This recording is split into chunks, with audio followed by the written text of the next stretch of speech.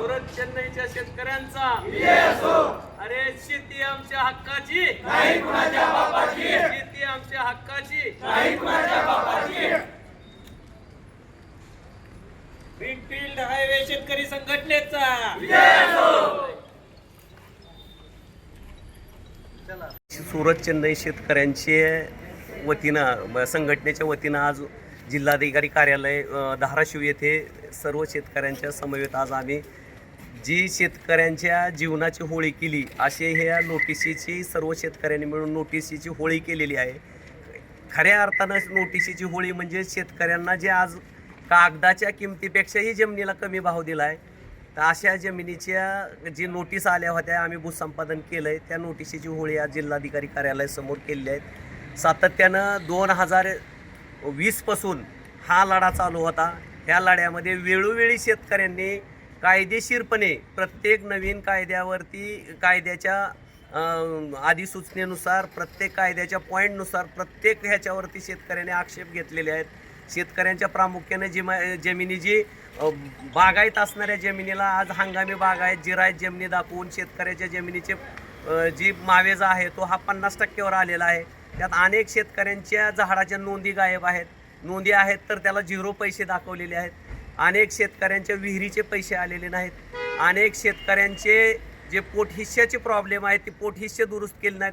15 लोकांची एकत्रित नोटीस दिलेली आहेत. आज अशी परिस्थिती आहे की म्हणजे इथं भूसंपादन कार्यालयाच्या समोर भावाभावाचे बहिणीची भांडणं आहेत. ही भांडणं लावली कोणी? प्रामुख्यानं हे भूसंपादन कार्यालयाने भांडणं लावलेली आहेत. आज माणसाचा द्वेष पसरवला जात आहे. अनेक वेळेस भूसंपादन कार्यालयाला शेतकऱ्यांनी अर्ज दिले की बाबा नो आमच्या जमिनीचे पोटहिस्से करा, आमचे वेळोवेळी आम्ही दाखल केलेल्या तक्रारीचं पालन करा. कुठल्याही तक्रारीचं पालन न करता यांनी अवॉर्ड पारित 2019ला जी भूसंपादन प्रक्रिया चालू केली ती त्याचं 24ला अवॉर्ड केलं असं दाखवलं आहे आणि 18/2ला शेतकऱ्यांच्या घरात नेऊन अवॉर्डच्या नकला दिलेल्या आहेत. ही म्हणजे काय की हुकुमशाहीच्या वरचा प्रकार झाला. या भारतामध्ये लोकशाही आहे की नाही असे आज शेतकरी हवालदिल झालेले आहेत. 2024चे अवॉर्ड 2026ला दिलेले आहेत. म्हणजे दोन वर्षे 1 महिना उशिराने अवॉर्ड दिलेले आहेत. ह्या सगळ्या ह्याच्यावर शेतकरी व्यथित होऊन आज शेतकरी हसावं का रडावं काही मूर्खपणाचं लक्ष नाही. नेमकं काय या देशामध्ये कायदा सुव्यवस्था आहे की नाही या सर्वावर शेतकरी हवालदिल होऊन शेतकऱ्यांनी आज चिडून ज्यांच्या शेतामध्ये 650 द्राक्षाची झाडं आहेत असेही शेतकरी इथं उपलब्ध आहेत. त्या शेतकऱ्यांना अगदी बाबळीला सुद्धा पैसे जास्त मिळतात अशी द्राक्षाला पैसे दिलेले आहेत. अशा अनेक व्यथा आहेत, एक व्यथा नाही, प्रत्येक शेतकऱ्याची वेगवेगळी व्यथा आहे. तर अशा परिस्थितीमध्ये शेतकऱ्याला आम्ही पाठीमागपासून 2019पासून आम्ही म्हणत होतो की थेट वाटाघाटीचं भूसंपादन करा. हे थेट वाटाघाटीच्या भूसंपादनात कोर्टाने पण निकाल 222 लोकांचा. अशा परिस्थितीत कोर्टाला केराची टोपली दाखवली जाते. आपल्या इथल्या पालकमंत्र्याच्या आदेशाला केराची टोपली आहे, वरिष्ठांच्या केराची टोपली आहे. मग नेमकं काय चाललंय? जमिनी तशाच घ्या अशी परिस्थिती निर्माण झाली आहे. अगदी शेतकऱ्यांनी असं ठरवलंय की आम्ही काही झालं कुठलाही आदेश पारित केला तरी 1 इंचही जमीन देणार नाही हे आज इथं ठरलेलं आहे आणि त्याच्यानुसार ही होळी करून आज निषेध व्यक्त केलेला आहे. 1 इंच शेतकरी जमीन देणार नाही की जोपर्यंत शेतकऱ्याला थेट वाटाघाटीने भूसंपादन होत नाही तोपर्यंत. शेतीला रोडला आणि विकासाला विरोध नाही शेतकऱ्यांचा, परंतु ह्या जी त्यांच्या दंडेलशाहीला आणि हुकुमशाहीला शेतकऱ्यांचा विरोध आहे. त्यासाठी आज होळी केलेली आहे. अनेक शेतकरी बोलणार आहेत. मी माझं थेट वाटाघाटी आपण म्हणताय म्हणजे आपलं म्हणणं काय नेमकं? थेट वाटाघाटी म्हणजे आमच्या शेतकऱ्याच्या जमिनीचा जो दर आहे त्याच्या कायद्यानं जमीन BOT-वरती जर एखादा प्रकल्प करत असला तर कायद्याने 5 पटीनं दर द्यायला पाहिजे. म्हणजे आमच्या जमिनीचा दर जर आज गावामध्ये जमिनीचा दर जर आमचा 25 लाख रुपये प्रति एकरचा असेल तर त्याच्या 5 पट द्यावं अशी कायद्यात तरतूद आहे आणि त्या तरतुदीनुसार पैसे द्यावेत.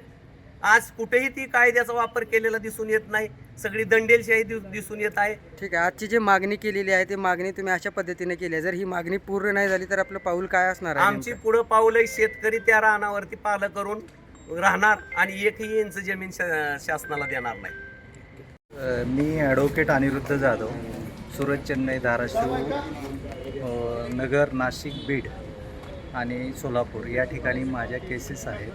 याच्यामध्ये जवळपास 750 शेतकरी आहेत. यांचं महत्त्वाचं म्हणजे की NHI नॅशनल हायवे ॲक्टप्रमाणे जे मूल्यांकन होणं अपेक्षित होतं, परंतु त्यांनी शेतकऱ्यांना प्रोजेक्टपेक्षा जास्त पैसे जातात.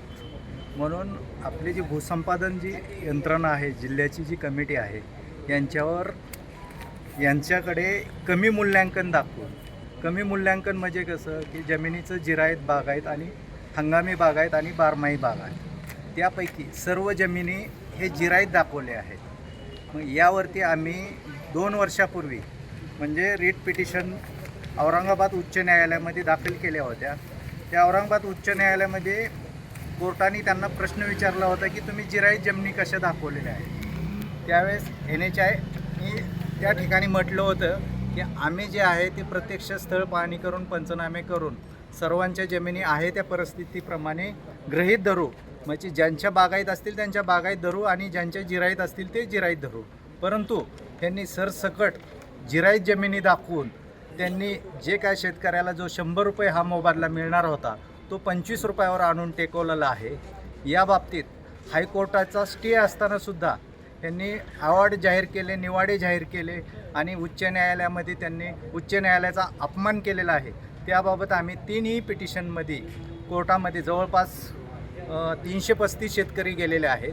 335 शेतकऱ्याच्या वतीने हायकोर्टाचा अवमान अशी याचिका दाखल केलेल्या आहे. आणि आम्ही ह्या जी कुणाविरोधात याचिका दाखल केली आपण? आम्ही ही जी याचिका आहे ती नॅशनल हायवे विरुद्ध, महाराष्ट्र शासन विरुद्ध, जिल्हाधिकारी धाराशिव विरुद्ध आम्ही याचिका दाखल केलेल्या आहे. त्यानंतर अहमदनगर जिल्ह्यातील NHIचे डायरेक्टर विरुद्ध दाखल केलेले आहे. सोलापूर जिल्ह्यातील NHIचे डायरेक्टर यांच्या विरुद्ध दाखल केलेले आहे.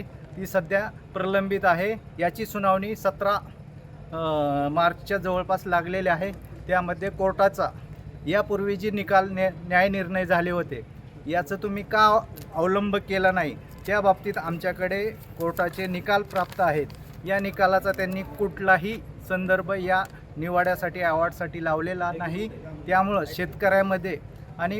शेतकऱ्यामध्ये व त्यांच्या इतर हक्कातील जे काही लोक असतील यांचा फार मोठा मानसिक संताप निर्माण झालेला आहे.